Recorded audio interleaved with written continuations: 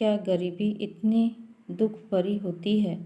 बेटा होते हुए इस बुढ़ापे में कोई सुख नहीं।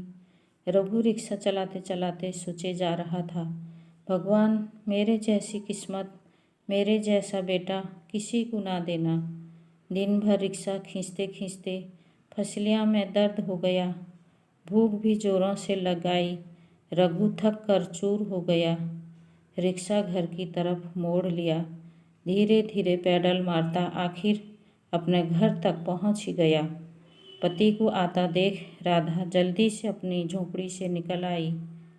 बाल्टी में पानी और लोटा लेकर हाथ पांव धुलवा दिए, अपना आंचल पकड़ा दिया चेहरा पोंछने के लिए। फटे आंचल से चेहरा पोंछ रघु आतुरता से बोला, क्या पकाया रामू की माँ? मसूर की दाल और रोटी। रोटी का डब्बा खोलते हुए राधा बोली, जल्दी से रोटी डाल दें थाली में, बहुत जोरों की भूख लगी है। तू भी अपना खाना डाल ले थाली में, साथ ही खा लेते हैं। सादा सा खाना दोनों ने बड़े प्यार से खाया। ऐसा नहीं कि रघु बेऔलाद है, पर शादी के बाद उसका बेटा रामू दिल्ली चला गया, कुछ काम करूँगा कहकर। सालों हो गया पर लौट कर नहीं आया। शादी भी वहीं कर ली, किसी से सुना था उसका बेटा भी हो गया, पर लौट कर नहीं आया अपने बूढ़े माँ बाप के पास। उसको माँ बाप की याद ही नहीं आई। रघु बूढ़े होते जा रहा था। साइकिल रिक्शा चलाकर अपना और पत्नी का पेट भरता आया था अब तक, पर अब कमज़ोर देह मेहनत नहीं कर पा रही थी, थकने लगा था। बहुत पहले राधा भी घरों में काम करने जाया करती थी, पर अब वो भी कमज़ोर हो चुकी थी। चलते चलते चक्कर आ जाते थे उसे, तो रघु ने उसे मना कर दिया कहीं भी जाने से।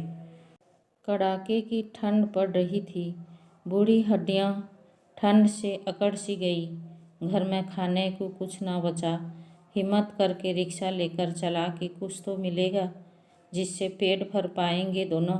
राधा कई दिनों से बीमार पड़ी थी, रोटी नसीब नहीं होता था तो दवा कहाँ से आती। सरकारी अस्पताल में भर्ती करा दिया गया, पर वहाँ भी उसे कोई आराम ना मिला। सुबह रघु सवारी की तलाश में रिक्शा लेकर निकला। अचानक सीने में जोर से दर्द उठा और एक हिचकी के साथ उसका दम निकल गया। उधर राधा को खांसी के ठसके पर ठसके लग रहे थे। अचानक उसे खून की उल्टी हुई और उसके भी प्राण निकल गए। खुशकिस्मत थे दोनों, साथ साथ परलोक सिधारे। अब न भूख की चिंता न दवा की, सारी चिंताओं से मुक्ति पा गए दोनों। लोग रघु को रुक रुक कर देखते और आगे बढ़ जाते। वहाँ अस्पताल में राधा आंखें खोले दरवाजे की ओर देख रही थी। शायद उसे पति का इंतजार था या शायद बेटे का, जो एक बार गया तो पलट कर नहीं आया। अरे कलयुगी औलादों, कुछ तो शर्म करो। माता पिता का इस तरह तिरस्कार तो मत करो। इनकी दुआओं में बहुत ताकत है, इनका सम्मान करो। इनको इस तरह बेआसरा ना करो। माँ बाप को ऐसे मझधार में ना छोड़ो। माँ बाप जैसी कोई दौलत नहीं। वो कैसे बदनसीब बच्चे हैं जो माँ बाप को इस हालत तक पहुँचा देते हैं।